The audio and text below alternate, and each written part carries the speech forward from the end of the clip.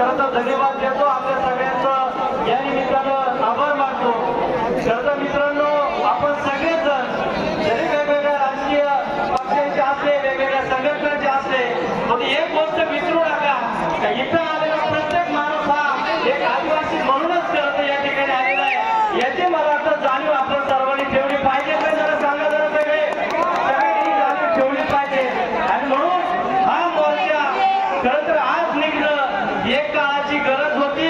त्याचं कारण दोन माणसांना हा मोर्चा दाखवणं, दोन माणसांना आदिवासी समाजाची ताकद दाखवणं हे गरजेची होती। त्याचं एक या आयुक्त बनसोडे मॅडम आणि दुसरी आपला आदिवासी विकास मंत्री उईके साहेब, या दोन माणसांना आदिवासींचं आंदोलन त्याची ताकद दाखवण्याची गरज आज होती। आणि आपण सर्वांनी हे सगळं केलं, आंदोलन उभं केलं।